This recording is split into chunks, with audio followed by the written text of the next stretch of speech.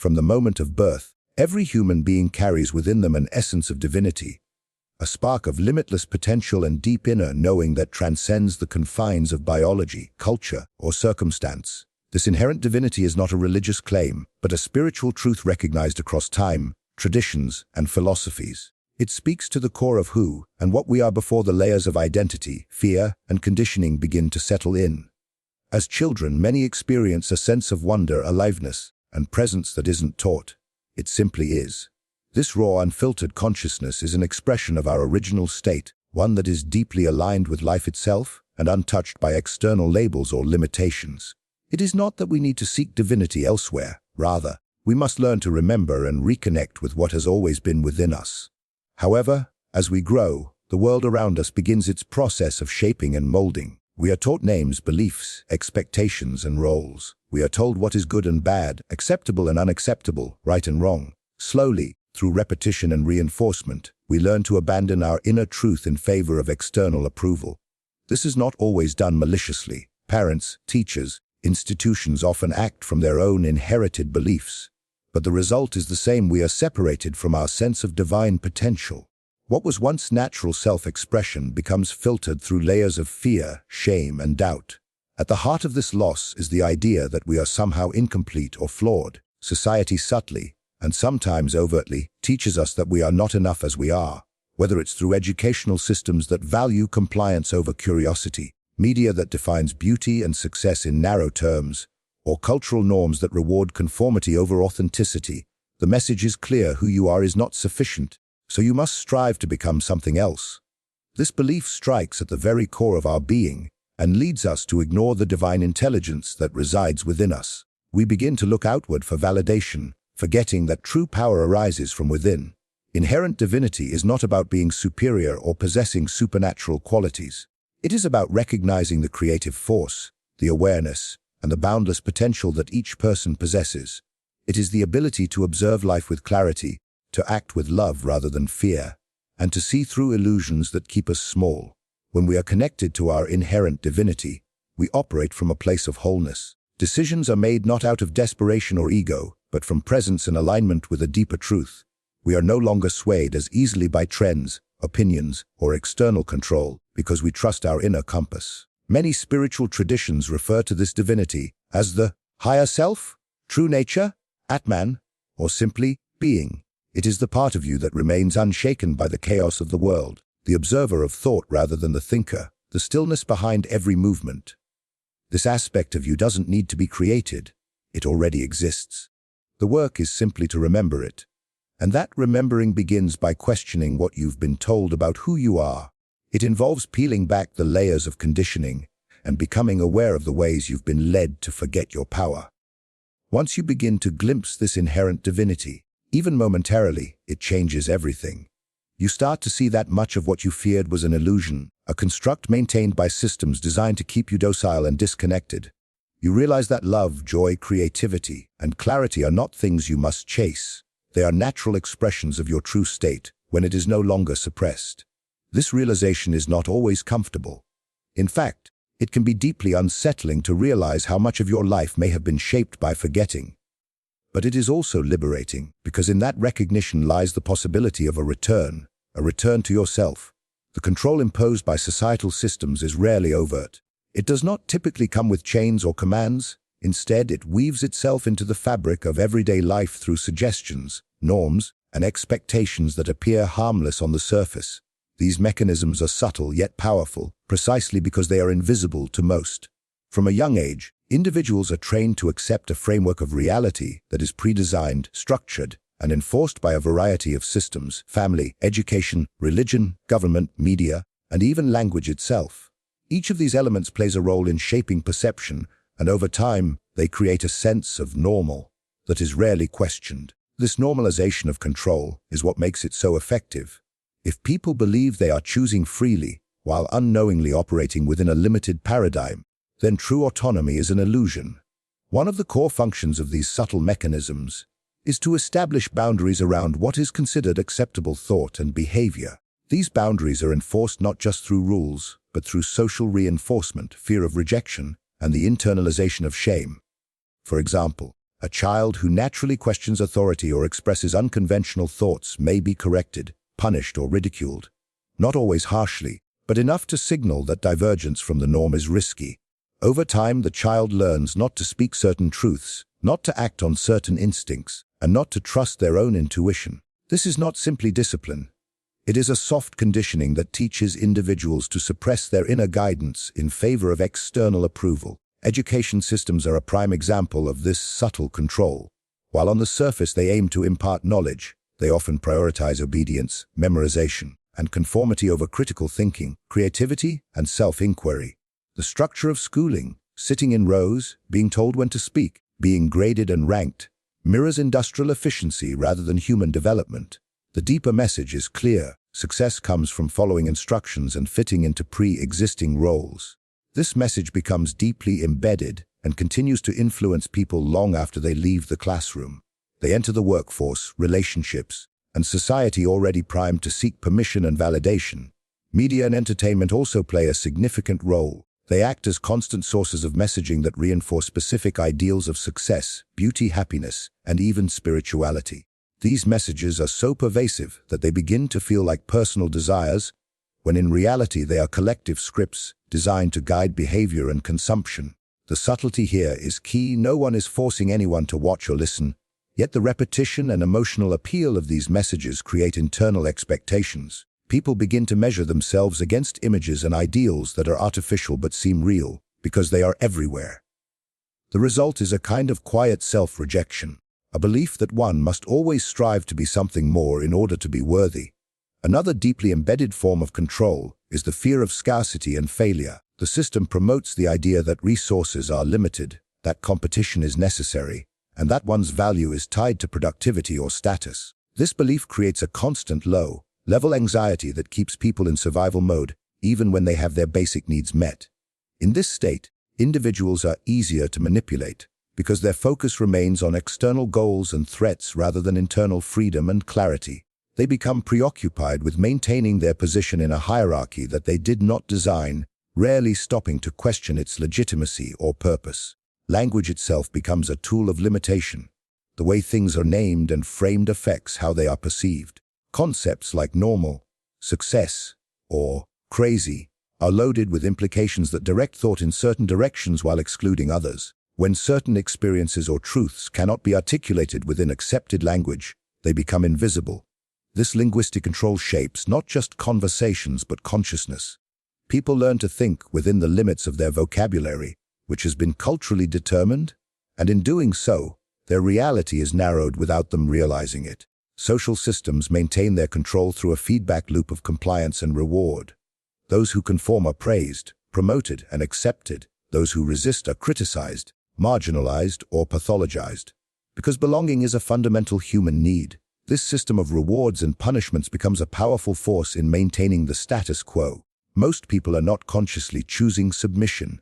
They are simply trying to survive and be accepted within the framework they've inherited. The tragedy is that this often comes at the cost of authenticity and inner truth. Beneath the layers of conditioning, programming, and societal influence, there exists a quiet, persistent presence, a sense of inner awareness that never fully disappears no matter how deeply buried it becomes. This awareness is not something taught or acquired. It is innate. It is the part of you that notices the world, observes your thoughts, feels the dissonance between what you do and who you are, and senses when something isn't aligned. Unlike the thoughts that race through the mind or the emotions that fluctuate with external triggers, this awareness is constant. It is not reactive, it simply is. It watches without judgment and often whispers truths that seem to come from nowhere. This is not imagination or fantasy. It is a deeply intuitive knowing that suggests you are far more than the roles, labels, and expectations you have been given. Many people feel this inner awareness most clearly in moments of stillness or crisis. When the noise of daily life falls away, either through intentional silence or unavoidable upheaval, something within becomes visible. It may come as a sudden realization, an unshakable feeling, or a quiet voice that says, "This isn't who I am," or "There must be more than this." Such moments, though fleeting, carry a kind of clarity that cuts through confusion. This clarity doesn't come from reasoning or analysis. It comes from presence. It is the natural light of your own consciousness making itself known. It reminds you that despite everything you've been taught to believe, there's a deeper truth you've always sensed, but perhaps never fully acknowledged. Inner awareness reveals itself in paradoxical ways. It might appear when you're doing something mundane and suddenly feel disconnected from the motions you're going through. It might speak through a longing that has no clear object, a sense that you are meant for something greater, even if you cannot define what that is. It can also be seen in the discomfort that arises when you betray your own values or silence your voice to fit in. These moments of friction are not signs of weakness or confusion. They are evidence of the self's attempt to break through the illusion and return to what is real. The unease is not the problem. It is the signal pointing you back to yourself. This inner awareness doesn't argue or fight for your attention. It is patient but firm. Even when you ignore it or distract yourself, it waits. It speaks in the spaces between thoughts, in the intuitive nudges that defy logic, and in the stillness that remains after strong emotions pass. Often, it's drowned out by the noise of daily survival. Work, social media, responsibilities, fears. But it is never absent. Part of the journey to awakening your true nature involves learning to notice and trust this inner awareness, especially when it contradicts the outer world. That requires courage, because this awareness may lead you to question everything you've believed, every path you've followed, and every identity you've assumed. What makes this inner awareness so profound is that it cannot be manipulated by external systems. It is beyond ideology, status, or validation. It recognizes truth not because it was taught to, but because it is truth. When you experience this level of consciousness, you begin to see the constructed nature of much of the world around you. You start to understand that many of the things you were taught to fear or chase have no real power over you unless you believe they do. The awareness sees through the illusion, but it does not condemn it. It simply reveals what lies beneath. It does not rush or demand. It waits for you to be ready to see. This inner sense is often mislabeled or ignored because modern culture prioritizes thought over awareness, speed over stillness, and logic over intuition. Yet, it is this very awareness that holds the key to your freedom. It is not there to give you all the answers at once, but to guide you toward your own inner clarity. It doesn't offer packaged meaning, but invites you to create your own. It empowers you by showing that you have always known more than you realized, that you've always felt more than you admitted, and that you've always been more than you've allowed yourself to be. To awaken the true self is to remember who you were before the world told you who to be. It is not about becoming something new, but about shedding the layers of programming, fear, and self-doubt that have accumulated over years of living in a system designed to make you forget. The true self is not a fantasy or ideal version of you. It is the most real and present part of you that exists beneath the noise. It is the self that knew joy without reason as a child, the self that feels peace in silence, the self that senses when something is false even when everyone else says it's true. This awakening is a return to that original state of being, and it begins with a subtle but undeniable inner recognition. You are not what you have been conditioned to believe. Throughout life, you are given names, roles, achievements, traumas, and failures, and over time, these become fused with your identity. You are taught to identify with your nationality, your job, your personality traits, your social roles, each one becoming another mask. These masks are not inherently wrong, but when you mistake them for your true self, you become imprisoned by them. You begin to live for appearances, for acceptance, for survival within a limited framework. Awakening the true self requires recognizing that these identities are tools for navigating the world, not definitions of who you are. The true self observes all of these roles but is not limited by any of them. This awakening is not a one-time event. It is a process of unraveling, of seeing clearly, and of choosing truth over comfort. The truth can be unsettling, especially when it challenges everything you've built your life around. You may find that certain beliefs, relationships, or ambitions no longer resonate. You may begin to question why you do what you do and whether it truly serves you. This questioning is sacred. It is not rebellion for its own sake. It is a natural expression of the self reclaiming its freedom. Society may interpret this as a crisis, but in reality, it is a breakthrough. You are stepping out of the narrative you were handed and stepping into the reality you were born to create. Fear often arises in this process. That fear is not a sign that you're on the wrong path. It is a signal that you are approaching something powerful. The systems that rely on your obedience will resist your awakening, not through force, but through subtle tactics: doubt, guilt, social pressure, distraction. You will be tempted to go back to sleep, to resume the familiar role, to trade authenticity for approval. But each time you choose awareness over fear, truth over convenience, you strengthen your connection to the true self. This self is not separate from others. It is deeply connected to all life. In remembering your true nature, you begin to see the divinity in others, even when they themselves have forgotten it. This process also involves releasing the idea that your worth is conditional. The true self is not earned or improved. It is already whole. You do not need to accumulate achievements or spiritual experiences to validate it. You simply need to stop believing in the lies that obscure it. These lies often appear in the form of internalized voices. I'm not good enough.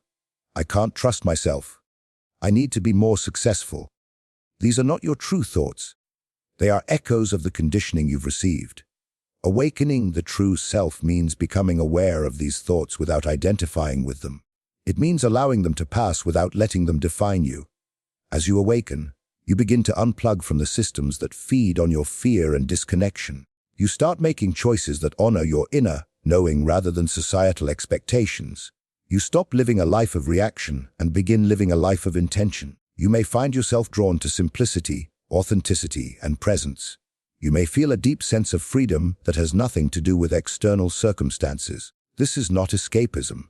It is the most grounded and courageous act to live from truth in a world that profits from illusion. Awakening the true self transforms not just your inner world, but the way you interact with everything around you. You no longer need to dominate or impress or compete. You simply need to be. Reclaiming your true power begins with awareness, a deep, quiet noticing of the patterns, beliefs, and emotional reactions that have shaped your experience of life. Power in this sense is not about control over others or achieving dominance. It is not the ability to manipulate outcomes or acquire material success. Rather, it is the power of being fully present, fully conscious, and fully connected to your own truth regardless of external circumstances. This kind of power has been covered over by fear, distraction, and conditioning, but it has never been lost. It waits beneath the surface, ready to be reclaimed the moment you begin to observe rather than react. Fear is one of the primary tools used to suppress this inner power. Fear keeps you small. It keeps you focused on survival, validation, and safety in ways that prevent you from living fully. Most of the time, fear is not recognized as such. It masquerades as caution, politeness, responsibility, or even ambition. It convinces you that stepping outside the box will lead to loss, judgment, or chaos. But once you begin to observe your fears without immediately reacting to them, you start to realize how much of your behavior has been guided by something that doesn't actually serve you. This simple act of witnessing fear changes everything. Fear thrives in unconsciousness, but when brought into awareness, its grip begins to weaken. This process does not require you to fight your fears or suppress them. It asks you to see them clearly and honestly, and then to choose differently. When a fearful thought arises, such as, "I'm not good enough," or "What will they think of me?" awareness allows you to pause and recognize that this thought is not who you are. It is a program, a loop, a conditioned reflex. With awareness, you begin to separate yourself from the programming. You become the observer, not the subject. In that space between stimulus and response, your power returns. You are no longer reacting automatically. You are choosing consciously. And every conscious choice you make strengthens your connection to your true self. The systems that profit from your disconnection, from advertising to institutions to cultural narratives, rely on your unawareness. They rely on your habitual reactions, your fear of missing out, your need to prove yourself. When you become aware of how these systems operate, you start to see through the illusion. You realize that many of the things you've pursued were never truly yours to begin with. You were reacting to images, expectations, and pressures that had nothing to do with your own inner guidance. As this realization deepens, you begin to unplug from these systems, not by running away, but by ceasing to feed them your attention, your energy, and your belief. Awareness is radical because it disrupts the automatic. It interrupts the cycle of identification with thoughts, emotions, and roles. It brings you back to a place of stillness where you can hear your own inner voice, the one that has been buried under years of noise. In this stillness, you find clarity. You may not have all the answers, but you begin to trust that you can meet life without being controlled by it. You no longer need to chase meaning because you are rooted in it. You no longer need to escape yourself because you are no longer at war with your own mind. From this space, decisions become aligned, relationships become authentic, and actions become purposeful. This reclamation of power is deeply personal, yet it impacts everything around you. When you live from awareness, you become a mirror for others, inviting them to remember their own truth without saying a word. You no longer participate in the drama of control, competition, or fear-based validation. You operate from a place of inner freedom, and that freedom has a ripple effect. It changes how you show up in the world, how you speak, how you listen, how you create. The world may not always welcome this change, but it will recognize its strength. Reclaiming your power through awareness does not mean becoming perfect or always being at peace. It means being real, being conscious, and being free from the illusion that you were ever powerless to begin with. You were never meant to live small, afraid, or disconnected from your own truth. From the moment you were born, you carried within you a divine essence, a knowing, a light, a limitless awareness that cannot be broken, only forgotten. But the world, through its subtle systems of control, taught you to doubt that truth. It conditioned you to fear your own power, to question your intuition, and to seek validation from structures that do not have your freedom in mind. Yet no amount of conditioning can erase what you are at your core. That deeper part of you has always been watching, always waiting, always knowing. The subtle control mechanisms you've been living under are not sustained by force. They are sustained by your unconscious agreement. Once you begin to see them clearly, you reclaim your power to choose. And choice is the beginning of freedom. By turning your awareness inward, by listening to the quiet guidance that's always been there, you begin to awaken, you begin to remember, the masks fall away, the noise loses its pull, the false identities crumble. In their place, something real emerges, your true self, unshaken, unafraid, and unlimited. You are not here to conform. You are here to wake up. You are not here to react. You are here to observe, to understand, and to create. You are not the stories you were told. You are the author of a story yet to be written. When you reclaim your power through awareness, fear no longer rules you. Illusion no longer blinds you. You become the master of your experience, but through force, but through truth. And truth, when remembered fully, sets you free. This was never about adding something to yourself. It has always been about remembering what has been yours all along.